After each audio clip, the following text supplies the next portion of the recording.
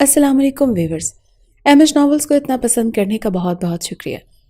यूं ही सपोर्ट करते रहिए और ऐसी ही सपोर्ट हमारे नए चैनल पर भी करें, जिसका नाम यूट्यूब पर ZAK वॉइस है, जहां पर इमोशनल सबक आमूज AI सच्ची कहानियां सुनाई जाएंगी। तो चलिए बढ़ते हैं आज के नॉवल की तरफ। 50 लाख। रामीन के आंसू बह रहे थे। दूसरा शख्स कहने लगा 52,30,000। तीसरा कहने लगा 55 लाख। ये बोली किसी घर की या किसी बेजान चीज की नहीं थी।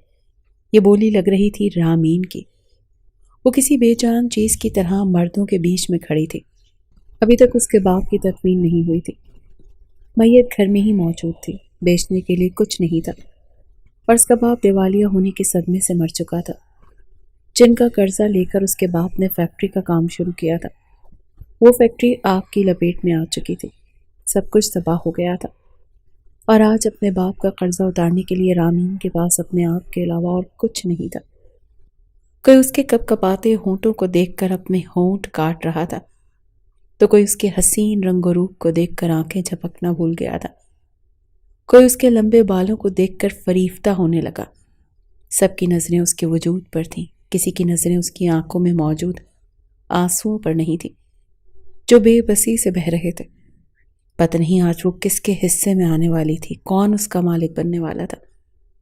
वो रामीन जिसने कभी चेहरा किसी को नहीं दिखाया था, पर्दा करती थी, आज वजूद को चादर से लपेटे रखती थी। आज उसकी चादर को उतार फेंका गया था ताकि उसकी बोली इतनी लग सके कि उसके बाप का कर्जा उतर सके।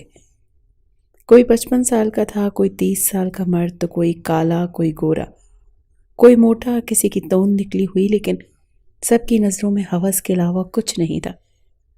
ना रहम था, ना उस लड़की के लिए हमदर्दी। उसके हुस्न और कम उम्री को देखकर सबकी राल टपक रही थी। कोई होंठों पर जबान फेर रहा था, उनका बस नहीं चल रहा था कि सब उसे नोच खाएं। एक 60 साला बुढ़े ने यकदम से 70 लाख बोले थे, और उसके बाद 1, 2, 3 कहा गया, और वो बुढ़ा उसका खरीदार हो चुका था। रामीन का जी चाह रहा था कि जमीन फटे और वो उस जमीन के अंदर दफन हो जाए, क्योंकि अगली जिंदगी जिल्लतों से भरी हुई थी। वो बुढ़ा पान खा रहा था और उसके होंठों के किनारों से पानी टपक रहा था। उसे देखकर ही रामीन को झुरझुरी सी आई थी, कराहियत का एहसास हुआ था। बहरहाल उसने पैसे रखे और उसकी कलाई पकड़कर उसको अपने साथ ले गया। बाहर उसकी बड़ी सी गाड़ी खड़ी थी। ड्राइवर ने गाड़ी का पिछला दरवाज़ा खोला। वो कहने लगा, लड़की यहाँ बैठो, और ख़ुद भी पीछे बैठ गया। दरवाज़ा बंद किया, फिर ड्राइवर से कहने लगा, मेरे खुफिया फ्लैट पर चलो। ये कहते हुए वो रामीन के बिल्कुल करीब हो चुका था। वो ज़रा सा पीछे हटने लगी तो वो कहने लगा, ए लड़की, ज़्यादा होशियारी मत दिखाना। 70 लाख भरे हैं तुम्हारे। जब तक तुम्हारे अंदर से 1 करोड़ ना निकाल लूँ तो मैं बख्शूंगा नहीं। ये सुनकर रामीन की जान निकली थी। वो कहने लगी, मैं बुरी लड़की नहीं, खुदा के लिए अपनी बेटी समझकर मुझे बख्श दो। वो कहने लगा, बकवास बंद करो। 70 लाख देकर मैं तुम्हारे साथ जो इरादे रखता हूँ उसे पूरे करूँगा, अपनी एक एक पाई वसूल करूँगा। ये कहते हुए उसने खिड़की का शीशा नीचे किया और पान की पिचकारी बाहर फेंकी, फिर खिड़की बंद की, अपनी आस्तीन से ही अपना मुंह साफ किया। रामीन का दिल चाहा था कि तेज रफ्तार चलती गाड़ी का दरवाज़ा खोले और गिरकर मर जाए। उसके करीब होने लगा। सामने शीशे से ड्राइवर भी उसे बड़ी बेबाक नज़रों से देख रहा था। आज तक जैसे कभी किसी ने नज़र भरकर नहीं देखा था। आज वो मुफ्त का माल समझी जा रही थी। जान तो रामीन की उस वक्त निकली जब उस बुढ़े ने अपने दोनों हाथों में उसको जकड़ा था और अपना चेहरा उसके करीब लाने लगा। फिर उसके ड्राइवर पर नज़र पड़ी तो वो भी बड़ी ही दिलचस्पी से उन्हें देख रहा था। वो कहने लगा, अपनी गाड़ी ध्यान से चला, कहीं एक्सीडेंट ना कर देना। उस बुढ़े की बात सुनकर ड्राइवर चौंका था। वो कहने लगा, सरकार, आपसे एक बात कहूँ? जी, उसने झिझकते हुए कहा। वो कहने लगा, हाँ बोल। वो कहने लगा, अगर आप चाहें तो गाड़ी में भी अपना शौक़ पूरा कर सकते हैं, मैं नहीं देखूंगा, लेकिन उसके बाद एक चांस अगर मुझे दे दें। ये सुनकर रामीन के धड़कते हुए दिल की धड़कनें रुकी थी। वो बुढ़ा कहने लगा, बेहोश साले, एक झांपड़ दूंगा, तुम्हारे होश ठिकाने आ जाएंगे, गाड़ी चला। वो बहुत तेज़ी से गाड़ी चलाने लगा। جب تک گاڑی کا سفر ختم نہیں ہوا تب تک وہ بڈھا گاہے بگاہے کبھی رامین کی کمر پر اپنی انگلیاں چلانے لگتا تو کبھی اس کے بازو پر اور کبھی اس کی گردن پر اپنے ہاتھ کی پشت پھیرنے لگتا۔ وہ بیچاری بار بار اس کا ہاتھ اپنے آپ سے پیچھے کر رہی تھی، لیکن اسے اپنی شامت صاف نظر آ رہی تھی۔ قرضدار اپنا قرضہ لے چکا تھا، اس کا باپ بھی شاید پڑوسیوں کے رحم و کرم سے قبر کے حوالے ہو جاتا، لیکن وہ جیتے جی مر گئی تھی۔ اسے تو اتنا بھی موقع کسی نے نہیں دیا تھا کہ اپنے باپ کی میت پر 2 آنسو بہا لے، حالانکہ اس نے اپنے والد کو بہت منع کیا تھا کہ کسی سے بھی قرضہ نہ لے، روکھی سوکھی جیسے بھی کھائی جا رہی ہے، گزارا ہو رہا تھا۔ لیکن اس کے باپ نے کہا کہ فیکٹری لگا لوں گا تو یہ قرضہ 1 سال میں ختم ہو جائے گا، پھر میں پیسے کماؤں گا اور تمہاری شادی دھوم دھام سے کروں گا، بڑے امیر گھرانے میں۔ لیکن وہ تو نقصان دیکھ کر ہی صدمہ برداشت نہیں کر پایا اور دنیا سے ہی چل بسا، اور اسے بھی جیتے جی موت کی سزا سنا گیا تھا۔ جیسے ہی گاڑی فلیٹ کے نیچے کھڑی ہوئی، اس کو بڈھے نے بڑے حق سے رامین کی کلائی پکڑی اور اسے اندر لے جانے لگا۔ فلیٹ کا دروازہ کھولا تو رامین کے ہوش اڑ گئے تھے، کیونکہ وہ اکیلی نہیں تھی، بہت سی لڑکیاں تھیں وہاں اور مرد بھی بہت سارے موجود تھے، یہاں تک کہ کیمرے بھی تھے۔ جیسے ہی اس بڈھے کو دیکھا تو چند نوجوان اس پر بڑی بے باکی سے نظریں اٹھانے لگے۔ وہ کہنے لگے، باس نیا مال لے کر آئے ہو؟ وہ تو یوں بات کر رہے تھے جیسے وہ انسان نہ ہو، کوئی بے جان چیز ہو جس کا سودا کیا گیا ہو۔ وہ بڈھا کہنے لگا، ہاں پہلے میں اس کے ساتھ وقت گزاروں گا، اور ہاں کیمرہ تیار ہے نا؟ یہ سن کر رامین کے ہوش اڑے تھے۔ وہ کہنے لگا، ہاں ہاں تیار ہے کیمرہ، میں بھی پوری تیاری کر کے کمرے میں موجود ہوں، ماحول ایک دم مست ہے۔ سیٹ جیسے ہی رامین کو کمرے میں لے جانے لگا تو وہ اپنا آپ بچانے لگی۔ وہ کہنے لگی، میں نہیں جاؤں گی، میرا ہاتھ چھوڑو، خدا کے لیے مجھے یہاں سے جانے دو۔ ان میں سے ایک شخص کہنے لگا، سیٹ مجھے نہیں لگتا یہ لڑکی تجھے قریب آنے دے گی، میں تو کہتا ہوں سالی کو ایک انجیکشن کھونپ دو تاکہ ویڈیو اچھی بن سکے۔ رامین کی یہ سن کر جان لبوں پر آئی تھی۔ وہ کہنے لگا، نہیں، میں اسے ہوش و حواس میں رکھنا چاہتا ہوں، اسے سنبھالنا میرا کام ہے، بس کیمرہ مین کو بولو کہ وہ اپنے کیمرے کی سیٹنگ کو ٹھیک رکھیں۔ وہ کہنے لگا، کمرہ تیار ہے، آپ جا سکتے ہیں۔ جیسے ہی وہ بڈھا رامین کو کمرے کے اندر لے کر گیا، کمرے کا خوابناک ماحول دیکھ کر اس کے ہوش اڑے تھے۔ کمرے میں ہلکی ہلکی ملگجی سی روشنی پھیلی ہوئی تھی، صرف نائٹ بلب چل رہا تھا، اور وہاں پر ایک کیمرہ مین ہاتھ میں کیمرہ لیے کھڑا تھا۔ وہ بڈھا اسے زبردستی کھینچ کر بیڈ پر پھینک چکا تھا، پھر کیمرہ مین کو اشارہ کرنے لگا۔ وہ کہنے لگا، دیکھو میرا چہرہ نہیں آنا چاہیے، بس یہ لڑکی نظر آئے۔ وہ کہنے لگا، اوکے باس، ایسا ہی ہوگا۔ اس بڈھے نے رامین کے گلے سے دوپٹہ اتار کر دور پھینکا تھا اور پھر بیڈ پر اس کے پاس چلا گیا، لیکن وہ اپنا بچاؤ کر رہی تھی، وہ اپنا آپ چھڑوانے کی کوشش کر رہی تھی۔ اسی چھینا جھپٹی میں رامین کے کپڑے جگہ جگہ سے پھٹ گئے تھے۔ پھر ایک زوردار تھپڑ اس بڈھے نے رامین کے چہرے پر مارا تھا۔ وہ کہنے لگا، زیادہ نخرے دکھائے گی تو اپنے ساتھ 2 مردوں کو اور بلا لوں گا، سیدھی طرح جو میں چاہتا ہوں مجھے کرنے دے، ورنہ جو میں کرنا چاہتا ہوں تیرے ساتھ بیک وقت 3 مرد کریں گے۔ رامین کا حلق تو جیسے خشک ہوا، اسے لگا جیسے کسی نے اس کے اندر سے سارا خون نچوڑ لیا۔ اس سے پہلے کہ وہ بڈھا اس کے ساتھ کچھ غلط کرتا، دروازہ بڑی زور سے دھڑ دھڑایا گیا۔ وہ کہنے لگا، کون ہے کمینہ؟ باہر سے آواز آئی، SHO کامران شاہ، دروازہ کھول ورنہ میں توڑ دوں گا۔ وہ بڈھا فوراً سے پیچھے ہٹا اور کہنے لگا، شٹ، لگتا ہے پولیس نے ریڈ مار دی ہے۔ اس سے پہلے کہ وہ رامین کو کہیں چھپانے کی کوشش کرتا، رامین بڑی تیزی سے بیڈ سے اٹھی اور اس نے کمرے کا دروازہ کھول دیا۔ سامنے ایک 32 سالہ نوجوان تھا۔ وہ فوراً سے اس کے پاس گئی اور کہنے لگی، خدا کے لیے مجھے بچا لے، یہ بڈھا میرے ساتھ۔ بات ابھی یہیں تک پہنچی تھی جب کامران نے اسے دیکھا۔ وہ کہنے لگا، تمہاری یہ ڈرامے بازیاں میرے سامنے نہیں چلیں گی۔ پھر اپنے پیچھے پلٹ کر دیکھنے لگا اور کہنے لگا، لیڈیز کانسٹیبل کو بلاؤ، سب لڑکیوں کو موبائل میں بٹھائیں اور دوسری موبائل میں ان کمینوں کو بٹھاؤ۔ کب سے مجھے انتظار تھا کہ میں رنگے ہاتھوں ان کو پکڑوں۔ پولیس اہلکاروں نے سب کے سروں پر بندوقیں تان لی تھی، ایک ایک کو وہ نیچے لے جا رہے تھے۔ وہ بڈھا کامران سے کہنے لگا، دیکھ SHO، ہماری پہنچ بہت اوپر تک ہے، تجھے بہت پچھتانا پڑے گا، تو اچھا نہیں کر رہا۔ پیسے کا لین دین کر اور ہمیں چھوڑ دے، اس میں تیرا بھی فائدہ ہے اور ہمارا بھی۔ ایک زوردار تھپڑ کامران شاہ نے اس بھٹے کے منہ پر مارا تھا اور وہ دور جا کر گرا تھا۔ وہ کہنے لگا، یہ رشوت کی لالچ کسی اور کو دینا، میرے ساتھ کیا ہوگا یہ بات کی بات ہے، لیکن جب تک میں تم لوگوں کے ساتھ کیا کروں گا یہ تم لوگوں نے سوچا بھی نہیں ہوگا۔ کامران شاہ اپنے قانون خود بناتا ہے اور اس کا جو جی چاہتا ہے وہ کر گزرتا ہے۔ بات کی بعد میں دیکھی جائے گی، چلو بٹھاؤ ان سالوں کو، انہیں میں چھوڑوں گا نہیں۔ رامین بھی لیڈیز کانسٹیبل کے ساتھ نیچے جا چکی تھی، اور بھی 5-6 لڑکیاں تھیں، سب کی سب پریشان تھی۔ کچھ ہی دیر میں رامین اور وہ لڑکیاں پولیس اسٹیشن پہنچ گئی تھی۔ سب لڑکیوں کو ایک ہی جیل میں بند کر دیا گیا تھا۔ ایک لڑکی کہنے لگی، مارے گئے، ہماری تو وہ مثال ہے کہ آگے کنواں اور پیچھے کھائی۔ رامین اس لڑکی کے پاس آ گئی، وہ کہنے لگی، کیا مطلب؟ اچھا ہوا کہ ہم پکڑے گئے، اب تو یہ پولیس والے ہمیں چھوڑ دیں گے۔ وہ لڑکی کہنے لگی، سوچ ہے تمہاری، پولیس والے کبھی کسی لڑکی کو ایسے نہیں چھوڑتے۔ وہاں وہ کمینہ بھٹا ہماری عزت کے سودے کرنے والا تھا، یہاں یہ پولیس والے انویسٹیگیشن کے نام پر اپنی راتیں ہمارے ساتھ رنگین کریں گے۔ یہ سن کر رامین کا رنگ اڑا تھا۔ وہ بہت معصوم سی تھی، ایسی باتوں سے واقف نہیں تھی۔ زندگی اس نے پردے میں گزاری تھی، کالج میں بھی نقاب کر کے جاتی تھی۔ ایسی باتیں، ایسی زبان اس نے کبھی نہیں سنی تھی۔ وہ بہت بڑی مصیبت میں پھنس گئی تھی۔ اسے لگا کہ پولیس ان کی خیر خواہ ہے، ان کی مدد کرے گی، لیکن ایسا نہیں ہوا تھا۔ اب وہ اس لڑکی کی بات سن کر پریشان ہوئی تھی کہ پتہ نہیں اب انجام کیا ہوگا۔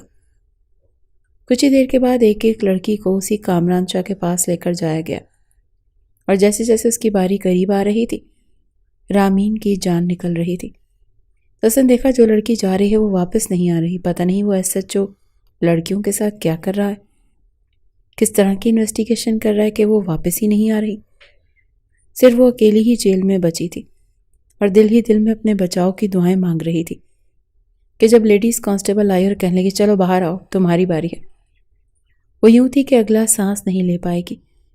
اپنے آنسوؤں پر ضبط باندھے وہ اس کانسٹیبل کے ساتھ SHO کامران کے کمرے میں گئی۔ جیسے ہی دروازہ کھولا، کمرے کا AC پورے کمرے کو ٹھنڈا کر چکا تھا۔ کمرے میں SHO کامران کے علاوہ کوئی دوسرا نہیں تھا، کوئی لڑکی نہیں تھی۔ جیسے ہی رامین ڈرتے ڈرتے اندر آئی تو کامران کہنے لگا، دروازہ بند کرو۔ کانسٹیبل نے دروازہ بند کر دیا، لیکن رامین دروازے کے پاس ہی کھڑی رہی۔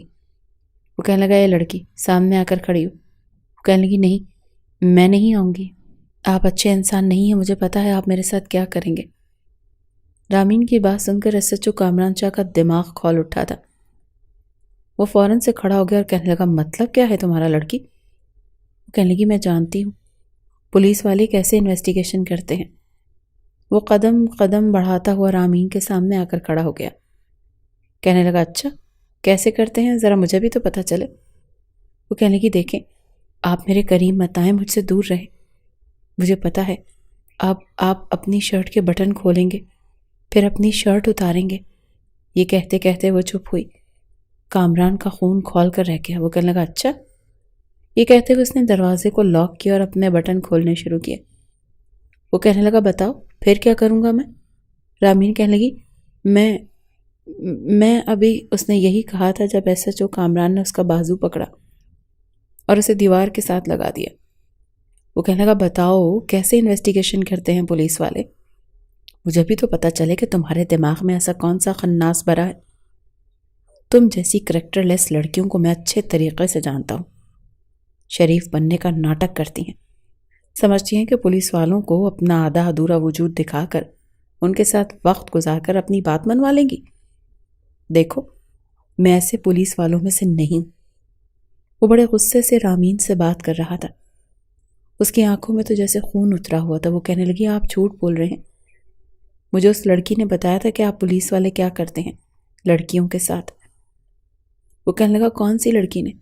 وہ کہنے لگی، وہ جو مجھ سے پہلے آئی تھی۔ وہ کہنے لگا، میں جو کرتا ہوں اسے چھوڑو، پہلے یہ بتاؤ کہ تم کیا کرتی ہو، کب سے اس بڈھے کے ساتھ کام کر رہی تھی، کتنی بار تم نے جسم فروشی کی ہے، مجھے سچ سچ بتاؤ ورنہ میں تمہیں۔ وہ کہنے لگی، میں ایسی لڑکی نہیں ہوں، میں بہت شریف ہوں۔ SHO کامران استحصائیہ مسکرایا۔ وہ کہنے لگا، ہاں تمہاری شرافت مجھے نظر آ رہی ہے، جگہ جگہ سے پھٹے ہوئے تمہارے کپڑے، تمہارا یہ تنگ اور چست لباس، تمہارے کھلے بال، تمہاری شرافت اور تمہارے کریکٹر کا اچھے سے ثبوت دے رہے ہیں۔ اور پھر تمہیں یہ بھی پتا ہے کہ پولیس والے انویسٹیگیشن کیسے کرتے ہیں۔ کہو تو تمہارا یہ خواب میں پورا کر دیتا ہوں، تمہارے ساتھ ایسے ہی انویسٹیگیشن کرتا ہوں جیسا تم چاہتی ہو۔ یہ کہتے ہوئے وہ آگے بڑھا، پھر کہنے لگا، سچ بتا رہی ہوں، یا پھر میں باقی کی شرٹ کے بٹن بھی کھول دوں۔ رامین کہنے لگی، دیکھیں میں ایسی لڑکی نہیں ہوں، میں آپ سے سچ کہہ رہی ہوں، مجھے اس بڈھے نے 70 لاکھ میں۔ یہ کہتے ہوئے وہ رونے لگی۔ وہ کہنے لگا، اچھا تو تمہیں خرید کر لایا ہے وہ کمینہ؟ کس کوٹے سے خریدا اس نے تمہیں؟ کہاں تمہیں بیچنے جا رہا تھا؟ دیکھو لڑکی، مجھے سب کچھ سچ سچ بتا دو، میں تمہیں چھوڑ دوں گا۔ پچھلی 5 لڑکیوں کو بھی میں چھوڑ چکا ہوں کیونکہ انہوں نے سچ بتایا تھا۔ رامین اسے کیا بتاتی، اسے تو خود بھی کچھ نہیں پتا تھا۔ وہ کہنے لگی، مجھے کچھ نہیں پتا، میں کچھ نہیں جانتی، میں آپ سے سچ کہہ رہی ہوں، مجھے تو ابھی یہ بڈھا لے کر آیا تھا۔ شکر ہے کہ آپ آ گئے، میں نے تو شکر کیا کہ پولیس آ گئی، اب میں محفوظ ہوں۔ لیکن اس لڑکی نے کہا کہ آپ لوگ بھی برے ہوتے ہیں۔ میں سچ کہہ رہی ہوں، وہ کہنے لگا، چھوٹی ہو تم، اپنی ادائیں دکھا کر مجھے بیوقوف بنانے کی کوشش کر رہی ہو، میں تمہیں نہیں چھوڑوں گا۔ ابھی وہ بات کر ہی رہا تھا جب دروازے پر دستک ہوئی۔ ایس ایچ او کامران نے شرٹ کے بٹن بند کیے اور دروازہ کھولا۔ سامنے ایک پولیس والا کھڑا تھا۔ وہ کہنے لگا، سر اوپر سے فون آیا ہے، آئی جی صاحب کہہ رہے ہیں کہ سب کو چھوڑ دو ورنہ اچھا نہیں ہوگا۔ کامران کہنے لگا، یہ جو اوپر کے فون ہے نا، ان سے میں بڑا تنگ آ چکا ہوں، میں نہیں چھوڑوں گا، اس بھٹے کو تو بالکل نہیں چھوڑوں گا۔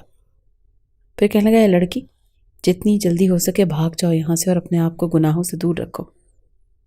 رامین فوراً سے باہر آئی تھی، لیکن جیسے ہی پولیس اسٹیشن سے باہر نکلی تو اسے سمجھ نہیں آ رہا تھا کہ کہاں جائے، ایسا کون سا راستہ اختیار کرے جہاں اس کی عزت محفوظ رہ سکے۔ اسے کچھ پتہ نہیں تھا۔ کچھ دیر بعد کامران بھی باہر آ گیا۔ وہ اپنی موبائل میں بیٹھ رہا تھا جب اس کی نظر رامین پر پڑی۔ وہ کہنے لگا، تم ابھی تک نہیں گئی؟ وہ کہنے لگی، میرا کوئی نہیں ہے، میں کہاں جاؤں، آپ مجھے کہیں بھی چھوڑ دیں۔ وہ کہنے لگا، اس وقت تو میں گھر جا رہا ہوں، ویسے بھی رات بہت ہو چکی ہے، ایسا کرو تم میرے ساتھ میرے گھر چلو، صبح میں تمہیں دارالامان پہنچا دوں گا۔ وہ جلدی سے موبائل کا فرنٹ ڈور کھول کر بیٹھ گئی۔ کامران اسے اپنے گھر پر لے گیا۔ جب وہ گھر پہنچا تو رات کے 3 بج چکے تھے۔ اس کی والدہ بھی سو رہی تھی۔ اس کے گھر میں بس 2 کمرے تھے اور ایک ڈائننگ روم اور ڈرائنگ روم۔ اس کی اماں تالا لگا کر رکھتی تھیں، جب کوئی مہمان آئے تبھی اسے بٹھایا جائے گا۔ اب صرف 2 کمرے تھے۔ اپنی والدہ کے کمرے میں اس لڑکی کو بھیجنا نہیں چاہتا تھا، اسی لیے اپنے کمرے میں لے گیا۔ یہ دیکھ کر رامین کچھ گھبرائی۔ وہ کہنے لگی، آپ مجھے اپنے کمرے میں کیوں لائے ہیں؟ وہ کہنے لگا، زیادہ چپڑ بولنے کی ضرورت نہیں ہے، یہاں کاؤچ پر لیٹ جاؤ، صبح ہوتے ہی میں تمہیں دارالامان میں چھوڑ دوں گا۔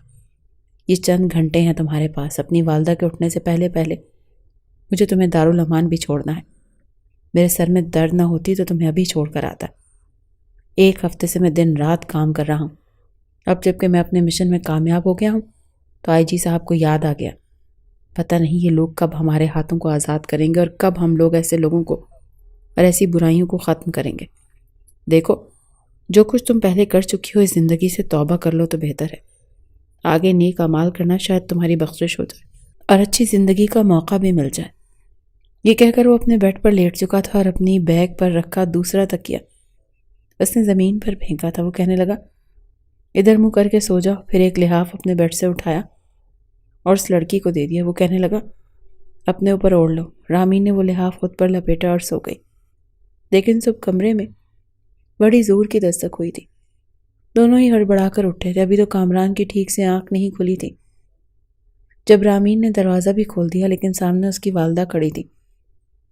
کامران کے کمرے میں ایک لڑکی کو دیکھ کر روبینہ بیگم کے ہوش اڑے تھے۔ کامران اس لڑکی کی عقل پر ماتم کرنے لگا تھا، بنا اس کی اجازت کے اس نے دروازہ کیوں کھولا تھا، اور اس کی ماں یقیناً اب اس پر شک کرے گی۔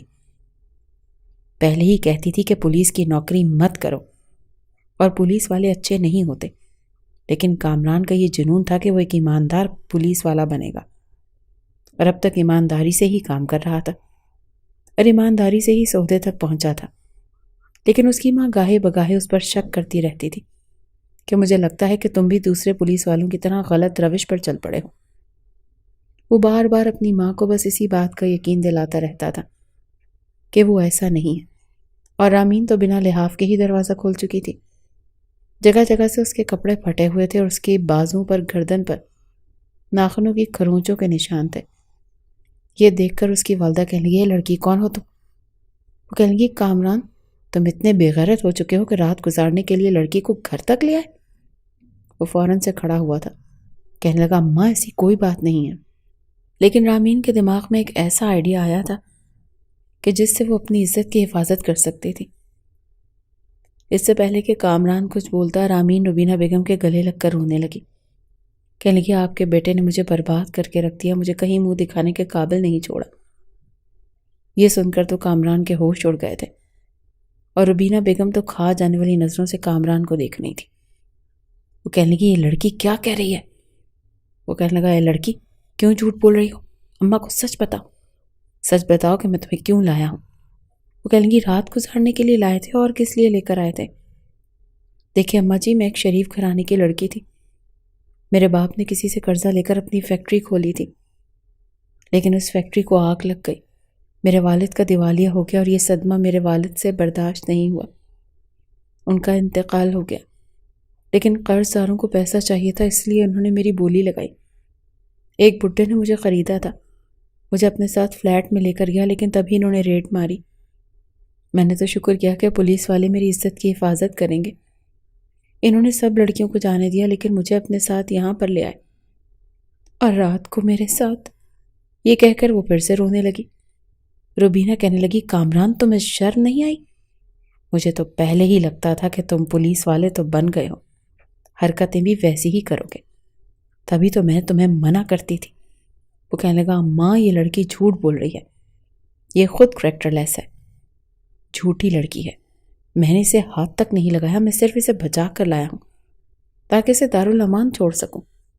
روبینہ بیگم کہنے لگی، اس کی زندگی برباد کر کے تمہیں کیا لگتا ہے میں تمہیں اسے دارالامان چھوڑنے کا مشورہ دوں گی؟ میں تمہارا ابھی اسی لڑکی سے نکاح کرواؤں گی جس کو تم نے برباد کیا ہے۔ یہ سن کر کامران کا دل چاہا کہ رامین کا گلا دبائے اور اسے جان سے ہی مار ڈالے۔ کتنے آرام سے اسے بد کردار ثابت کر چکی تھی۔ کامران کہنے لگا، ہرگز بھی نہیں، میں اس جھوٹی اور کریکٹر لیس لڑکی سے کبھی شادی نہیں کروں گا۔ روبینہ بیگم کہنے لگی، میں دیکھتی ہوں کیسے نہیں کرتے، اگر تم نے اس لڑکی سے نکاح نہیں کیا تو میرا مرا منہ دیکھو گے۔ روبینہ بیگم نے اپنی آنکھوں سے آنسو صاف کرتے ہوئے کہا، پھر رامین کو اپنے ساتھ لگایا اسے باہر لے گئی۔ کامران تو اپنا سر پکڑ کر رہ گیا تھا۔ کچھ ہی دیر میں روبینہ بیگم نے مسجد کے امام صاحب کو بھی فون کر کے بلا لیا کہ نکاح پڑھوانا ہے۔ وہ مسجد کے امام بھی تھے اور نکاح خواں بھی تھے۔ سچ چند مسجد کے ہی معزز لوگوں کو لے کر گھر پہنچ گئے۔ کامران کا بس نہیں چل رہا تھا کہ اس لڑکی کے ساتھ کیا نہ کر گزرے جس نے کھڑے کھڑے اسے بدنام کر کے رکھ دیا تھا۔ اپنی ماں کے سامنے وہ کچھ کہہ نہیں سکتا تھا، وہ اپنی ماں کی نظروں میں گر چکا تھا۔ دل چاہ رہا تھا کہ اس لڑکی کو اپنے ہاتھوں سے مار ڈالے، اور وہ ایک ایماندار پولیس والا تھا، چاہتا تھا کہ بیوی بھی نیک اور سلجھی ہوئی ہو۔ لیکن اس لڑکی نے کامران کے ساتھ جو کچھ کیا تھا وہ فراموش کرنے کے قابل نہیں تھا۔ بہرحال اپنی ماں کے سامنے اس نے کچھ نہیں، چپ چاپ نکاح کر لیا۔ لیکن نکاح کے فوراً بعد ہی رامین نے کہا کہ میں ان کے کمرے میں نہیں سوں گی، مجھے ان سے ڈر لگتا ہے۔ وہ جانتی تھی کہ کامران اسے چھوڑے گا نہیں کیونکہ اس نے جھوٹ بولا تھا۔ وہ کہنے لگی، پلیز اماں جان، مجھے آپ اپنے کمرے میں رکھ لیں، میں آپ کے کمرے میں زمین پر سو جاؤں گی، لیکن ان کے کمرے میں نہیں جاؤں گی۔ روبینہ بیگم کہنے لگی، اچھا ٹھیک ہے۔ وہ کہنے لگی، کامران، مجھے تم سے یہ امید نہیں تھی، کون سا جانوروں والا سلوک کیا ہے تم نے اس لڑکی کے ساتھ کہ وہ تمہاری شکل بھی دیکھنے کو تیار نہیں۔ کامران کچھ بھی کہتا تو اس کی ماں اسے جھوٹا ہی سمجھتی، اسی لیے وہ چپ چاپ اپنے کمرے میں چلا گیا۔ دروازہ بڑی زور سے بند کیا، لیکن سوچ چکا تھا کہ جب بھی اسے موقع ملے گا اس لڑکی کو چھوڑے گا نہیں۔ پوری رات غصے کے مارے اس کا خون کھولتا رہا اور وہ سگریٹ پہ سگریٹ پیتا رہا۔ ایک طرف سے آئی جی صاحب کا اس پر پریشر تھا کہ وہ سیٹھ کو چھوڑ دے، لیکن ابھی تک وہ سیٹھ کامران کے قبضے میں تھا۔ اگر وہ چاہتا تو اسے گولیوں سے بھون کر ختم کر دیتا اور کہتا کہ کاؤنٹر میں مارا گیا۔ وہ بھی اسی چکر میں تھا، انہی سوچوں میں گم تھا، لیکن یہ نئی مصیبت اس کے گلے پڑ چکی تھی۔ اس سیٹھ کو تو کامران نے آئی جی کے کہنے پر چھوڑ دیا، لیکن جیسے ہی وہ اپنی گاڑی میں کچھ ہی فاصلہ طے کر کے سنسان سڑک پر پہنچا، تو وہیں کامران کی خفیہ نوجوانوں نے اس پر حملہ کر دیا اور اسے مار ڈالا تاکہ برائی ختم ہو سکے، کیونکہ قانونی طور پر ایسے لوگوں کی سزا نہیں دی جاتی۔ اب وہ کافی مطمئن ہو چکا تھا اور اب اسے رامین کو مزہ چکھانا تھا، جو اسے دیکھتے ہی ماں کے پیچھے یوں چپتی جیسے پتہ نہیں اس نے اس کے ساتھ کیا کیا ہے۔ رات کو اسے نیند نہیں آ رہی تھی، سوچا کہ چلو چائے پی لوں۔ جیسے ہی وہ کچن میں آیا تو کھٹ پٹ کی آواز پر اس کے کان چوکنے ہو گئے تھے۔ جب اس نے دیکھا تو رامین اپنے لیے چائے بنا رہی تھی۔ اسے یوں تنہا کچن میں دیکھ کر اس نے جلدی سے تیز قدم بڑھائے اور رامین کی کلائی پکڑ لی۔ وہ بری طرح سے ڈری تھی۔ اس نے چولہا بند کیا تو دوسرا ہاتھ رامین کے منہ پر رکھا تاکہ وہ چلا نہ سکے۔ اسے اپنے حصار میں دبوچا اور اپنے کمرے میں لے آیا۔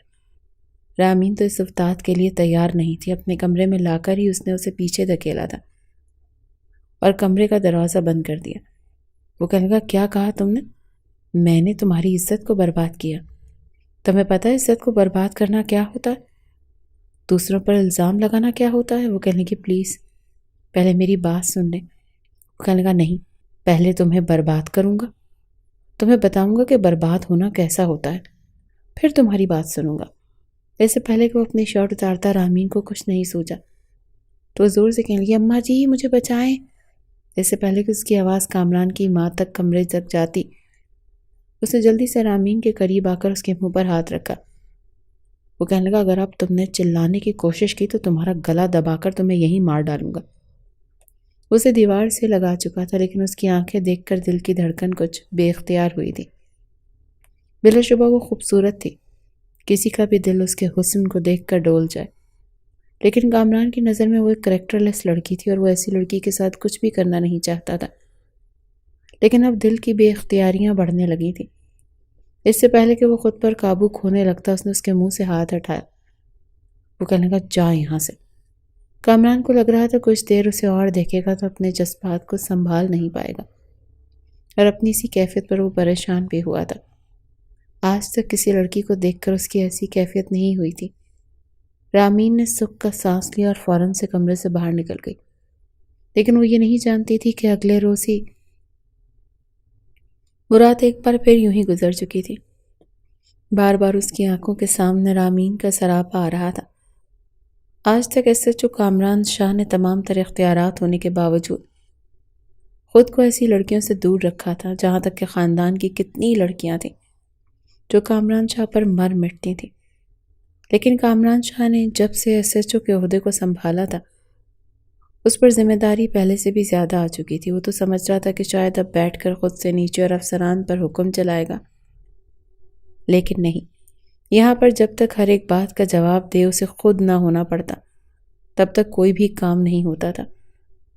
ہر ایک چیز کی نگرانی اسے خود ہی کرنی پڑتی تھی۔ اب یہ وہ انہی سوچوں میں گم کچھ سوچ رہا تھا جب اسے باہر سے ہنسنے کی آواز آنے لگی۔ رات کے تقریباً 12 بجے کا وقت تھا۔ رات 12 بجے اسے اپنی ماں کے ہنسنے کی آواز آئی۔ وہ حیران رہ گیا، جلدی سے اپنے کمرے سے اٹھ کر باہر آیا۔ تو سامنے کا منظر اس کی سوچ کے برعکس تھا، کیونکہ سامنے اس کی ماں صحن میں یوں بیٹھی ہنس ہنس کر باتیں کر رہی تھی جیسے یہ رات کے 12 نہ ہوں بلکہ دوپہر کے 12 ہوں۔ آخر وہ بات کس سے کر رہی تھی؟ پورے گھر میں بریانی کی بڑی اچھی خوشبو پھیلی ہوئی تھی۔ جیسے ہی انہوں نے کمرے سے کامران کو نکلتے ہوئے دیکھا تو خوشگوار حیرت سے مسکرائیں اور کہنے لگی، ارے بیٹا دیکھو تو صحیح، میری شہزادی بہو کو اتنے مان سے میرے لیے بریانی بنا رہی ہے۔ آج مجھے نیند نہیں آ رہی تھی، میں نے اس لڑکی سے کہا کہ میرا اس وقت پتہ نہیں کیوں بریانی کھانے کو جی چاہتا ہے۔ اس نے فوراً اٹھ کر بریانی بنانا شروع کر دی۔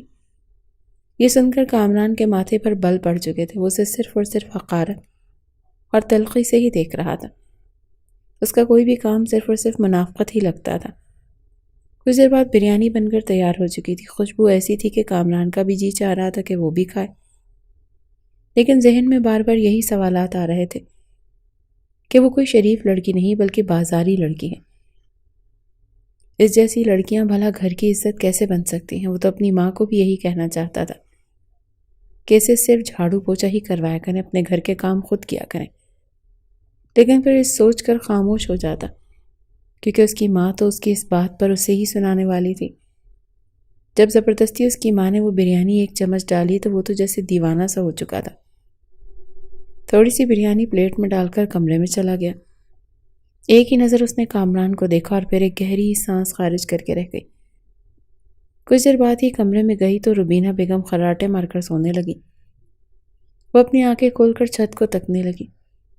آنکھ سے بے ساختہ آنسو گرنے لگے تھے، ایک خوف سا اس کے دل میں ابھرنے لگا تھا۔ اس نے جس شخص پر الزام لگایا تھا وہ کوئی اور نہیں بلکہ ایک ایس ایچ او تھا۔ اگر کسی روز روبینہ بیگم اس گھر سے گئیں تو نہ جانے وہ ایس ایچ او کیا کرے گا، یہ سوچ کر وہ گھبرا جاتی تھی۔ بار بار ذہن میں کئی طرح کے خیالات آ رہے تھے۔ اس نے کامران شاہ سے بے تحاشا خوف آ رہا تھا۔ نیند آج اس کی آنکھوں سے کوسوں دور تھی۔ بار بار وہی الفاظ ذہن میں گردش کر رہے تھے جب کامران شاہ نے اسے کریکٹر لیس کہا تھا، بد کرداری کا الزام لگایا تھا۔ وہ سسک کر بے آواز رونے لگی۔ وہ لڑکی جس کا ناخن تک آج سے پہلے گھر سے باہر نہ گیا تھا، جو 5 وقت کی نمازی تھی، بھلا اس پر اس طرح کے الفاظ کا استعمال ڈوب مرنے کے مترادف تھا۔ جب نیند نہ آئی تو وہ اٹھی اور جائے نماز اٹھا کر کمرے سے باہر نکل آئی۔ لاؤنج کے ایک کونے میں اس نے روشنی جلائی اور وہیں پر جائے نماز بچھا کر بیٹھ گئی۔ کتنی ہی دیر اپنی اس حالیہ زندگی پر وہ اللہ تعالیٰ سے بات کرتی رہی، روتی رہی۔ اس کی سسکیاں کامران شاہ کے کانوں تک بھی پہنچی تھی۔ کمرے سے اٹھ کر باہر آیا تو اسے یوں روتا دیکھ کر اس کے ماتھے پر بل پڑ چکے تھے۔ چلتا وہ اس کے پاس چلا آیا اور پھر کچھ دیر اسے دیکھتا رہا۔ جیسے وہ نماز سے فارغ ہو کر اٹھی تو دونوں ہاتھ سینے پر باندھ کر کہنے لگا، کس بات کی معافی مانگ رہی ہو تم؟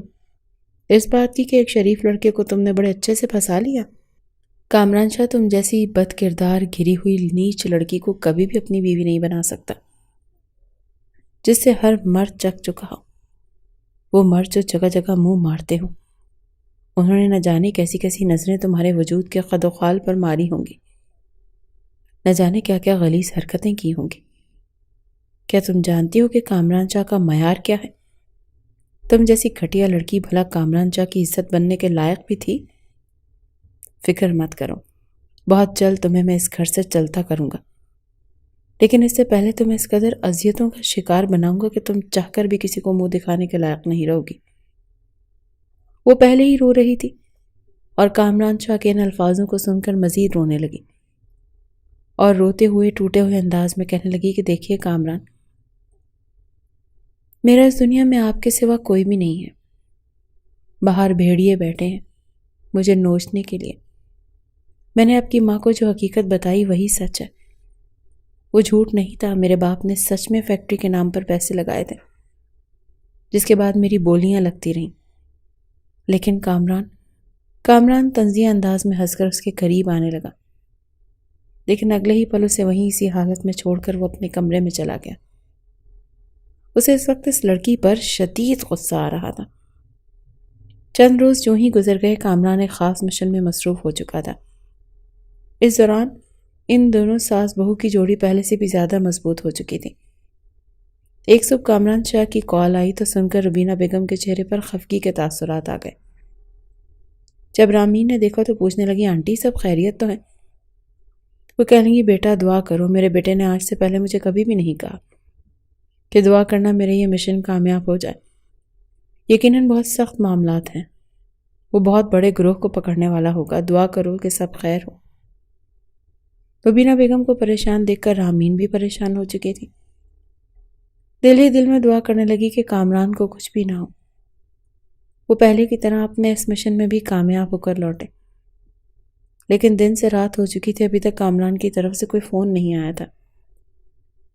بیٹی کی طرف سے اطلاع نہ ملنے پر روبینہ بیگم کا دل بیٹھنے لگا، ان کا بلڈ پریشر لو ہونے لگا، وہ کافی پریشان ہو چکی تھی۔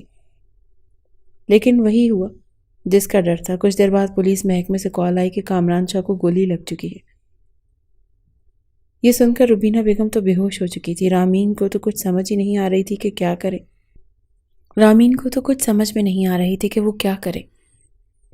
خوف کے مارے سے رونا آ گیا، روتے ہوئے کہنے لگی کہ کس ہاسپٹل میں ہے کامران؟ انہوں نے تمام تر معلومات دیں تو وہ اپنی ساس کو بھی اسی ہاسپٹل میں لے کر جا چکی تھی۔ پہلے تو اس نے ساس کو ایڈمٹ کروایا اور پھر جب کامران شاہ کی طرف گئی تو وہ سمجھ رہی تھی کہ شاید وہ بے ہوش پڑا ہوگا اور منہ پر نیل ہوں گے، زخموں سے چور ہوگا، مشن میں تو کامیاب ہو چکا تھا۔ مگر آخری پکڑے جانے والے ڈاکو نے اس پر برے طریقے سے حملہ کر دیا تھا، جو بعد میں کامران شاہ کے ہاتھوں ہی مارا گیا۔ آنکھوں میں آنسو لیے جب وہ کمرے میں گئی تو سامنے کا منظر اس کی آنکھیں مزید کھول گیا، کیونکہ سامنے کامران شاہ نیم دراز انداز میں ٹیک لگا کر بیٹھا تھا۔ اس وقت ہاسپٹل کے یونیفارم میں وہ کچھ زیادہ ہی پرکشش لگ رہا تھا۔ اس کے بازو پر پٹی بندی دیکھ وہ ایک گہری سانس خارج کر گئی۔ دھیرے دھیرے چلتی اس کے قریب آئی اور کپ کپاتے ہوئے اپنا ہاتھ بازو پر رکھنا چاہا جہاں پر زخم تھا۔ اگلے ہی پل کامران شاہ کی آنکھ کھل گئی۔ اس نے ایک جھٹکے سے اپنا بازو الگ کیا۔ ہلنے سے اس کے بازو میں درد بھی ہوا۔ کہنے لگا، تم یہاں کیا کر رہی ہو؟ امی کہاں ہے اور مجھے چھو کیوں رہی تھی؟ دور ہٹو، شاباش۔ کامران شاہ کے منہ سے یہ سن کر وہ ایک جھٹکے سے دور ہوئی۔ کپ کپاتی ہوئی آواز میں کہنے لگی، آپ ٹھیک تو ہیں نا؟ آپ کو زیادہ درد تو نہیں ہو رہا؟ وہ پولیس والے بھائی تو کہہ رہے تھے کہ آپ کو 3 گولیاں لگی ہیں، کاندھے پر، بازو پر 2، ایک ساتھ۔ وہ بچوں کی طرح منہ بنا کر روتے ہوئے بول رہی تھی، اور کامران شاہ اسے حیرت سے دیکھ کر کہہ رہا تھا، گولیاں مجھے لگی ہیں، تم کیوں رو رہی ہو بلا وجہ؟ میرے سامنے یہ ہمدردیاں بٹورنے کی ضرورت نہیں، سمجھی؟ امی کو تو کچھ نہیں بتایا، امی ٹھیک ہے نا؟ وہ فکر مندی سے پوچھنے لگا تو آنکھوں میں آنسو صاف کر کے کہنے لگی، ٹھیک ہیں، وہ ساتھ والے روم میں ایڈمٹ ہیں، انہوں نے ہی آپ کی گولی لگنے کی خبر سنی تھی، کافی پریشان ہیں۔ یہ سن کر تو کامران شاہ نے فوراً اپنے بازو پر لگی ہوئی ڈرپ کو ایک جھٹکے سے اتارا۔ ڈرپ کی دوا اور خون ایک ساتھ فوارہ بن کر باہر نکلا تھا۔ کامران کے سوالانہ انداز پر تو رامین ہڑبڑا چکی تھی۔ وہ فوراً اپنی ماں کے پاس گیا، بھلے ہی تکلیف میں تھا، درد میں تھا، لیکن اپنی ماں کو کہنے لگا کہ مجھے کچھ بھی نہیں ہوا، گولی تو صرف بازو کو چھو کر گزری ہے، میں بالکل ٹھیک ہوں۔ روبینہ نے جب اسے اپنے سامنے دیکھا تو روتے ہوئے اپنے بیٹے کو گلے لگا لیا۔ ڈاکٹر نے اسے 2 دن ہاسپٹل میں رہنے کو کہا تھا، لیکن اپنی ماں کی خاطر وہ گھر آ گیا تاکہ وہ پریشان نہ ہو۔ اپنی ماں کے سامنے خود کو ٹھیک دکھاتے ہوئے وہ شدید کمزوری کا شکار ہو چکا تھا۔ کچھ دیر اپنی ماں کے ساتھ رہا، مگر جیسے ہی اپنے کمرے میں آیا تو اچانک اس کے قدم لڑکھڑانے لگے۔ رامین نے آگے بڑھ کر فوراً بازو پکڑا تھا۔ اس کا وجود اس وقت آگ کی طرح جھلس رہا تھا۔ وہ اسے بازو سے پکڑ کر کمرے میں لے جانے لگی تو کہنے لگا، چھوڑو مجھے کوئی ضرورت نہیں ہے ہاتھ لگانے کی۔ شاید دوا کا بھی اثر تھا اور کچھ بخار کی وجہ سے منہ ہی منہ میں بڑبڑانے لگا۔ کہنے لگا، تم جیسی لڑکی مجھے چھونے کا حق نہیں رکھتی، تم گندی ہو، بری ہو، میں تم جیسی لڑکیوں پر تھوکنا بھی پسند نہیں کرتا۔ وہ مسلسل بولے جا رہا تھا۔ جب اس نے اپنے کردار پر یہ الفاظ سنے تو اس نے کامران کو جھٹک دیا اور غصے میں کہنے لگی، بس بہت بول دیا آپ نے، آپ کو شرم نہیں آتی کہ آپ میں انسانیت موجود نہیں ہے؟ جب ایک لڑکی بار بار آپ کو بول کر حقیقت بتا رہی ہے تو آپ کو سمجھ نہیں آتا؟ لیکن کامران کو اس کے جواب دینے کی ہمت موجود نہیں تھی۔ وہیں بیڈ پر گر چکا تھا، بخار کی حالت میں، جوتوں سمیت، اور بازو بیڈ پر لگنے کی وجہ سے پٹی سے ہلکا ہلکا خون بھی رسنے لگا تھا۔ وہ درد سے کرا رہا تھا، لیکن وہ اسے اسی حالت میں چھوڑ کر باہر آنے لگی، جو بار بار اس کے کردار کشی کر رہا تھا، اسے برا بھلا کہہ رہا تھا۔ پھر بھلا کیوں وہ اس کے ساتھ اپنی بیوی کے فرائض نبھاتی؟ ہاں، اس نے غلط کر کے اس کے ساتھ شادی کی تھی، لیکن وہ اس طرح سے بھی تو اس پر اپنا غصہ نکال سکتا تھا۔ بار بار اس کی پاک دامنی پر ہی سوال کیوں اٹھاتا تھا؟ وہ کمرے سے باہر آ گئی اور دروازہ دھڑلے سے بند کر کے دوسرے کمرے میں جا کر لیٹ گئی، لیکن مسلسل کراہنے کی آواز سن کر اس کا ضمیر اسے ہی ملامت کرنے لگا کہ رامین، وہ تمہارا شوہر ہے، حقیقت سے انجان ہے، تمہیں ایسا نہیں کرنا چاہیے۔ وہ شخص بخار میں تڑپ رہا ہے، اگر یہ نہ ہوتا تو تمہارے ساتھ کیا ہوتا؟ اس کی ماں نے تمہیں اتنی عزت دی، محبت دی۔ یہ سوچ کر ایک بار پھر وہ اٹھ چکی تھی، چلتے ہوئے کمرے میں آئی، دیکھا تو پٹی پوری خون سے بھر چکی تھی، اب ہلکا ہلکا خون بیڈ پر بھی رسنے لگا تھا۔ وہ جلدی سے اس کے پاس آئی، سب سے پہلے تو زخم کی ڈریسنگ کی، اس کے بعد ٹھنڈے پانی کی پٹیاں اس کے ماتھے پر رکھنے لگی، مگر کہیں بھی کامران کو سکون نہیں آ رہا تھا، اس کا وجود بخار میں جھلس رہا تھا۔ اگلے ہی پل بخار میں اس نے اپنی شرٹ کو اتار کر دور پھینکا۔ وہ شرٹ لیس اس وقت رامین کے سامنے موجود تھا۔ اس کا کثرتی پرکشش بدن دیکھ کر رامین کے چہرے کی ہوائیں اڑنے لگیں۔ وہ ابھی بھی برف جیسے ٹھنڈے پانی سے اس کے ماتھے پر پٹیاں رکھ رہی تھی۔ رومال اٹھا کر اس نے جیسے ہی باؤل میں رکھا تو اگلے ہی پل کامران نے آنکھیں بند کیے، اس کا ہاتھ پکڑ لیا، اس کے ہاتھوں کو اپنے چہرے پہ رکھنے لگا۔ شاید وہ اس کے ٹھنڈے ہاتھوں سے ٹھنڈک محسوس کرنا چاہتا تھا۔ وہ چپ چاپ اسے دیکھ رہی تھی، جس نے اگلے ہی پل اپنا سر اٹھا کر اس کی گود میں رکھ دیا۔ چہرہ سرخ لال ہو رہا تھا جب وہ رامین کا ہاتھ پکڑے ہوئے ہی اپنی گردن پر مسلنے لگا۔ وہ ہڑبڑا رہی تھی۔ کامران، یہ کیا کر رہے ہیں آپ؟ میرا ہاتھ چھوڑیں، میں آپ کے سر پر پٹی رکھ دیتی ہوں، بتائیں کچھ چاہیے آپ کو؟ آپ کے کھانے کے لیے کچھ لاؤں؟ لیکن وہ تو اس کے ہاتھ کو پکڑ کر اپنے سینے پر لے آیا اور اگلے ہی پل اس کا دوسرا ہاتھ رامین کی کمر پر گردش کرنے لگا۔ وہ خود کو مزید رامین کے قریب کر رہا تھا، یہاں تک کہ اس نے رامین کو کمر سے کھینچ کر اپنے قریب لٹا دیا۔ اس کے زخمی بازو کو دیکھ کر ہڑبڑا سی گئی، کہنے لگی کہ کامران، اپنے بازو کو زیادہ موومنٹ مت کریں، آپ کو درد ہوگا۔ اس وقت آپ کو شدید بخار ہے، کاش آپ اور جھوٹ نہ بولتے اور 2 دن ہاسپٹل میں ہی رہ جاتے۔ وہ گھبرا رہی تھی کہ کہیں کامران کو کچھ ہو نہ جائے، جبکہ کامران اگلے ہی پل اسے اپنے باہوں میں بھر کر اپنا چہرہ اس کی گردن کے قریب رکھے، اس کی گرم سانسوں سے خود سرشار کرنے لگی تھی۔ وہ جو خود کو اس سے دور رکھنا چاہتی تھی، دھیرے دھیرے وہ بھی سرشاری میں ڈوبتی چلی گئی۔ اس نے کامران کی گردش کرتی انگلیوں کو اب روکا نہیں تھا، جو بڑی بے تکلفی سے اس کے پورے وجود پر گردش کر رہی تھی، اور وہ ہلکا ہلکا کرراہتا ہوا اس کے وجود میں سکون تلاش کر رہا تھا۔ کچھ دیر بعد ہی اس کا بخار ٹھنڈا پڑا تو وہ وہیں سو چکا تھا، اپنی باہوں میں ہی رامین کو جکڑے۔ اگلی صبح جب کامران کی آنکھ کھلی تو طبیعت قدرے سنبھل چکی تھی۔ اپنے قریب سوئی رامین کو دیکھ کر ایک پل کو اس کی آنکھیں پھٹی کی پھٹی رہ گئیں۔ پہلے تو اسے ایسا لگا کہ شاید یہ خواب ہے، لیکن آنکھیں کھول کر اس نے ایک بار پھر ان مناظر کو دیکھنا چاہا۔ اس کے بال کھلے تھے، چہرے پر تھکان کے آثار تھے، دوپٹہ کہیں دور پڑا تھا اور اس کے دوسرے بازو پر سر رکھے بے خبری سے سو رہی تھی۔ کامران شاہ کا دل تو بڑے زوروں سے دھڑکنے لگا۔ اگلے ہی پل خود ہی اس نے اپنا ہاتھ اس کے چہرے پر کیا اور اس کے چہرے پر پھیلے ہوئے بالوں کو ہٹا کر وہ اس کے حسن سے ایک بار پھر سرشار ہونے لگا۔ اس سے پہلے کہ وہ اپنی حدود پھلانگتا اور اپنے لب اس کے لبوں کے قریب کر جاتا، وہ ہڑبڑا کر اٹھ بیٹھی، گھبراتے ہوئے کہنے لگی، اٹھ گئے کامران؟ فوراً کامران پیچھے ہٹا، کہنے لگا، ہاں اٹھا ہوں، نظر نہیں آ رہا کیا؟ تم میرے کمرے میں کیا کر رہی ہو؟ میرے بیڈ پر، میرے پہلو میں؟ کیا ارادے تھے تمہارے؟ ایک مرتبہ تو الزام لگا چکی ہو، اب کیا اس لیے پاس تھی کہ کچھ بڑا کر سکو؟ رامی نے اس کی جلی کٹی باتیں سن کر جی بھر کر پریشان ہوئی تھی، چپ چاپ اٹھ کر کمرے سے باہر چلی گئی۔ مگر اس نے جس طرح دونوں ماں بیٹی کی خدمت کی تھی، روبینہ بیگم تو اس کے صدقے واری جانے لگی تھی۔ کہنے لگی، اگر خاندان میں بھی کوئی لڑکی دیکھ لے تو ایسی کبھی بھی ہماری یوں خدمت نہ کرتی جس طرح اس لڑکی نے کی ہے۔ کامران چپ چاپ اپنی ماں کی بات سن کر ایک گہری سانس خارج کر گیا۔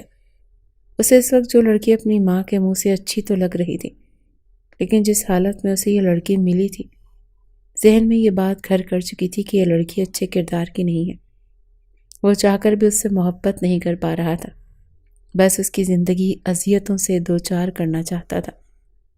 اس کی اصلیت اپنی ماں کے سامنے لانا چاہتا تھا کہ جس قدر آپ اس کو عزت دے رہی ہیں جو اس قابل ہے ہی نہیں۔ دل میں وہ اس سے محبت چاہتا تھا، لیکن اندر ہی اندر وہ اپنے معیار کو اتنا گرتا برداشت نہیں کر سکتا تھا۔ یہ کامران شاہ کی کیسی لڑکی کو اپنی عزت بنائے، اس پر محبت نچھاور کرے جو پہلے سے ہی کتنے ہی لوگوں کے ساتھ۔ اس سے آگے تو کچھ سوچ بھی نہیں سکتا تھا۔ آج تک اس نے کسی لڑکی کی طرف آنکھ اٹھا کر نہیں دیکھا تھا۔ اس روز وہ سارے کام نمٹا کر نہانے کے بعد باتھ روم گئی تو شاور کام نہیں کر رہا تھا، شاید اس میں کچرا آ چکا تھا۔ روبینہ کہنے کی، بیٹا اپنے کپڑے لے جاؤ، جا کر کامران کے کمرے میں نہا لو۔ ویسے بھی وہ کون سا گھر ہے، طبیعت بحالی کے بعد وہ دوبارہ سے اپنی ڈیوٹی جوائن کر چکا تھا۔ وہ جھجکتے ہوئے اپنے کپڑے لے کر کامران کے کمرے میں چلی گئی۔ اس نے فریش ہونے کے بعد بالوں کو یوں ہی کھلا چھوڑا اور تولیے سے صاف کر دی۔ گنگناتی جیسے ہی باہر نکل کر آئی تو سامنے کا منظر دیکھ کر ہڑبڑا چکی تھی۔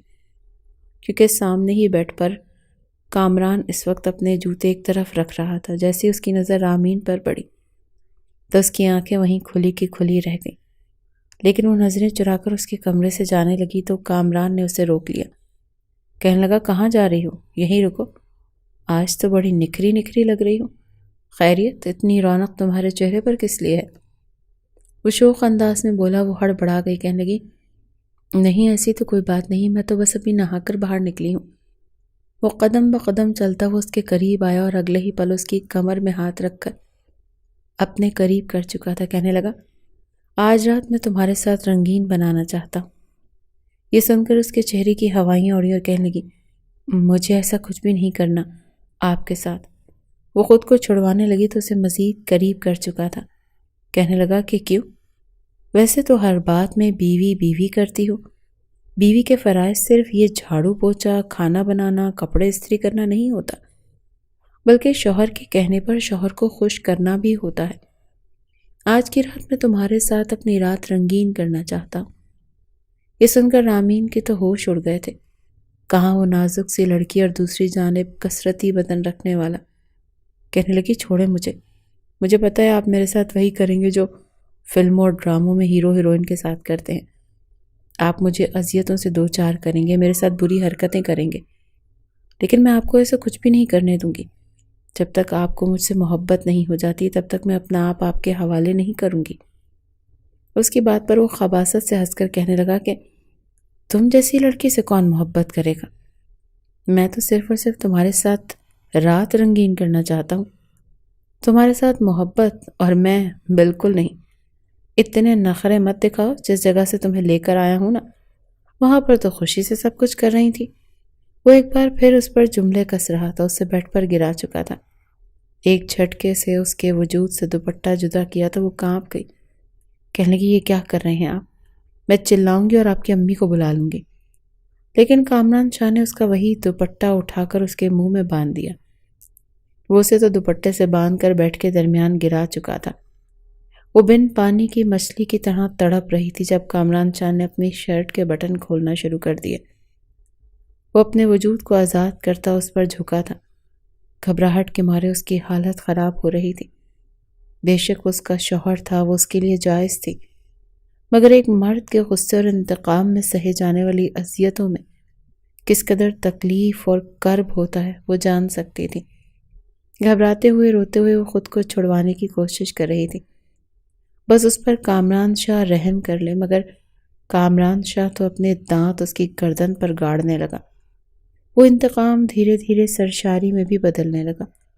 وہ پوری طرح اس حسین لڑکی کے وجود میں کھو چکا تھا، لیکن اس کے جذبات میں شدت نہیں آئی تھی۔ وہ اس کی گردن پر اپنے نشان گاڑنے کے بعد اس کے لبوں پر آیا تھا۔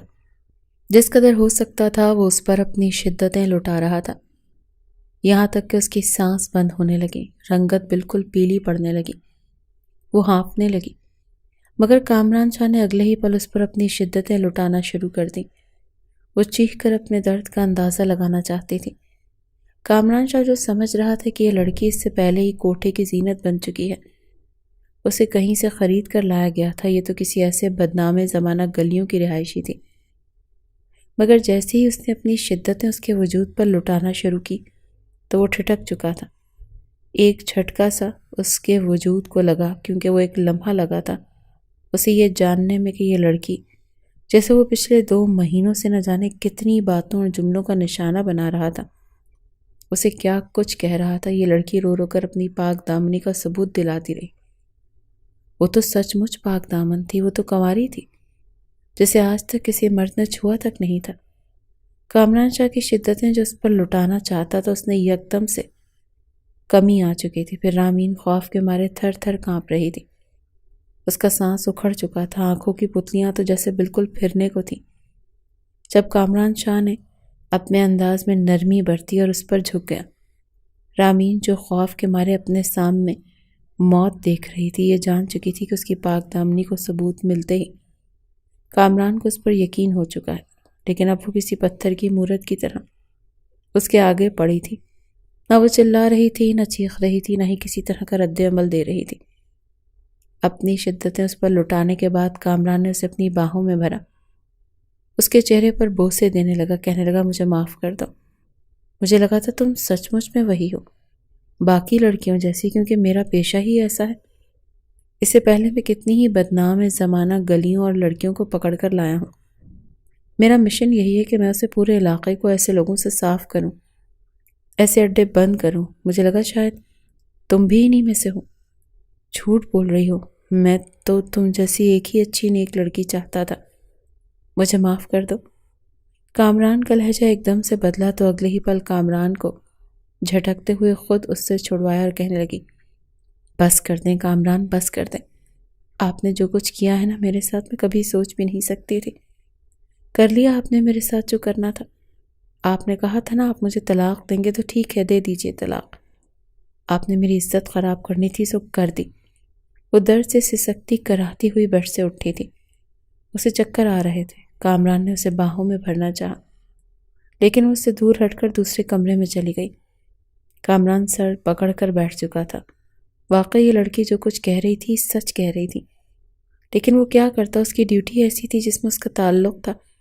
وہاں پر ٹریننگ کے دوران تشویش کرنا، شک کرنا سکھایا جاتا تھا۔ ظاہری سی بات تھی وہ زیادہ تر وقت اپنی ڈیوٹی کے دوران ایسے مجرموں کے ساتھ گزارتا تھا۔ پھر کیسے وہ ایک دم سے اس لڑکی پر اندھا یقین کر لیتا جس نے جھوٹ بول کر اس سے نکاح کیا تھا؟ وہ اپنا سر پکڑ کر بیٹھ گیا، شرمندہ ہونے لگا۔ لیکن اس وقت اگر وہ اپنی ماں کے کمرے میں جاتا تو اچھا خاصا پروپیگنڈا شروع ہو سکتا تھا۔ وہ وہیں بیڈ پر سوچتے سوچتے سو گیا۔ اگلی صبح جب اس کی آنکھ کھلی تو ایک نئی قیامت اس کے انتظار میں تھی۔ اس کی ماں گھبرائے ہوئے کہنے لگی، بیٹا یہ رامین کہاں ہے؟ پورے گھر میں ڈھونڈ لیا، کہیں نہیں ملی۔ کدھر چلی گئی یہ لڑکی؟ آج سے پہلے تو اس نے گھر سے باہر قدم نہیں نکالا تھا۔ جب سے اس گھر میں آئی ہے جو بھی کام ہو مجھے ہی کہتی ہے۔ کامران کی تو آنکھیں کھلنے لگی تھی۔ تبھی اسے سائڈ ٹیبل پر ایک کاغذ پڑا ہوا ملا جس میں اس نے روبینہ کے لیے پیغام چھوڑا تھا کہ آنٹی میں ہمیشہ ہمیشہ کے لیے آپ کے اور آپ کے بیٹی کی زندگی سے جا رہی ہوں۔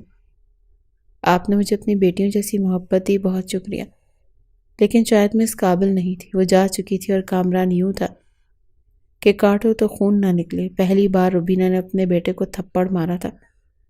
یہ کیا کہا تو نے اسے جو گھر چھوڑ کر چلی گئی؟ میری بہو صرف اور صرف رامین ہی ہے، جاؤ جا کر اسے لے کر آؤ۔ وہ فوراً گھر سے نکلا تھا۔ پورا دن مارا مارا گلیوں میں پھرتا رہا، سڑکوں پر لوگوں سے اس کے بارے میں پوچھتا رہا۔ جیسے جیسے اندھیرا پھیل رہا تھا اس کی آنکھوں میں آنسو آ رہے تھے۔ اس نے اپنی فورس کو رامین کو ڈھونڈنے پر لگا دیا۔ آسمان پر بادلوں کو دیکھ کر وہ مزید گھبرا سا گیا۔ بارش تیز ہو چکی تھی جب وہ اپنے گھر کے قریب ایک مقام پر رک کر گاڑی سے باہر نکل آیا۔ ڈپریشن اور ذہنی دباؤ نے اسے اس قدر بے چین کر دیا کہ وہ سڑک پر گر کر رامین کا نام لے کر چلانے لگا۔ رامین جو پاس ہی ایک جانب درخت کے نیچے بیٹھی بھیگ رہی تھی، خود کو چھپا کر بیٹھی تھی کہ کسی درندے کے ہاتھ نہ لگ جائے۔ اس چلانے کی آواز پر اس نے درخت کی اوٹ سے نکل کر دیکھا۔ رو رو کر اس سنسان علاقے میں وہ چلا کر کہتا، رامین کہاں ہو تم؟ پلیز واپس آ جاؤ۔ ساری زندگی بھلے ہی مجھے اپنے قریب مت آنے دینا، لیکن واپس آ جاؤ۔ میں وعدہ کرتا ہوں دوبارہ کبھی تمہیں کچھ نہیں کہوں گا۔ جتنی سزائیں دینی ہیں، چاہے انگاروں پر چلاؤ یا کانچ کے ٹکڑوں پر، میں ہر ایک سزا ماننے کو تیار ہوں، لیکن پلیز واپس آ جاؤ۔ رامین نے جب ایس ایچ او کامران شاہ کو یوں روتے دیکھا تو وہ ہڑبڑا چکی تھی۔ شاید اس کے دل میں رحم تھا۔ وہ چلتے ہوئے جا کر ایس ایچ او کامران شاہ کے سامنے کھڑی ہو گئی۔ کامران شاہ نے روتے ہوئے جیسے ہی اپنے چہرے سے ہاتھ ہٹائے اور سامنے دیکھا تو رامین کھڑی تھی۔ ایک پل کو اس نے پلکیں جھپکی، دیکھا کہ خواب ہے یا حقیقت، اور پھر اگلے ہی پل اسے اپنے سینے سے لگا لیا۔ روتے ہوئے کہنے لگا، معاف کر دو مجھے، میں غلط تھا، جو چاہے سزا دے لو لیکن مجھے معاف کر دو۔ وہ پتھر کی مورت بنی کھڑی تھی، کہنے لگی، کیوں آئے ہیں ڈھونڈنے مجھے؟ میں تو گندی عورت ہوں نا، بازاری۔ ابھی وہ اتنا ہی بولی تھی جب اس نے اس کے منہ پر ہاتھ رکھ دیا۔ خبردار، ایک لفظ بھی اور نہیں، خاموش ہو جاؤ۔ میں نے تمہیں جو کچھ بھی کہا میں جانتا ہوں، میں اس کا مداوع کیسے کروں گا، کیسے کفارہ ادا کروں گا، مگر میں تمہاری قسم اٹھا کر کہتا ہوں کہ اگر تم مجھے اجازت نہیں دو گی تو میں تمہارے سامنے ساری زندگی ایسے گزار دوں گا مگر تمہیں ہاتھ تک نہیں لگاؤں گا۔ تمہیں اتنی محبت، اتنی خوشیاں دوں گا جس کی تم حقدار ہو۔ شاید ایسے ہی میں کفارہ ادا کر سکوں۔ وہ اسے اپنے ساتھ گھر لے آیا تھا۔ روبینہ بیگم نے جب اسے دیکھا تو ان کی جان میں جان آئی تھی۔ اپنی بہو کو سینے سے لگا کر رونے لگی۔ کچھ دن تو دونوں کے بیچ خاموشی سے گزرے، لیکن دھیرے دھیرے ان کا رویہ ٹھیک ہونے لگا۔ روبینہ بیگم نے جب یہ دیکھا تو کہنے لگی، خیر ہے؟ کیا دونوں ایک دوسرے کو بلیوں کی طرح گھور گھور کر چھپکے چھپکے دیکھتے رہتے ہو؟ بس مجھے اگلے 2 ماہ کے اندر اندر خوشخبری چاہیے۔ بند کرو یہ آنکھ مچولی تم لوگ۔ اس روز اپنے ہاتھوں سے روبینہ بیگم نے اپنے بیٹی کی دلہن سجائی تھی۔ وہ بالکل دلہن کی طرح تیار کروا کر کمرے میں بٹھا چکی تھی۔ کامران جب ڈیوٹی سے واپس آیا تو اسے اس کے کمرے میں جانے نہ دیا۔ روبینہ بیگم نے اسے ایک عمدہ سفید کرتا پہننے کو دیا اور اپنی خاندانی انگوٹھی نکال کر اس کے حوالے کرتے ہوئے بولی کہ جا کمرے میں، اور خبردار جو مجھے کسی بھی طرح کی شکایت ملی تو۔ کامران نے جیسے ہی دروازہ کھولا تو سامنے وہ دلہن بنی مسکراتے ہوئے اسی کا انتظار کر رہی تھی۔ وہ تو جیسے لمحوں میں قید ہو کر رہ گیا تھا۔ کچھ دیر تو محبت بھری باتیں ہوتی رہیں اور پھر وہ اسے اپنی باہوں میں بھر کر اپنا آپ اس پر وار چکا تھا، اور آمین تو جیسے اس کی سانسوں میں اپنی سانسیں شامل ہوتا دیکھ کر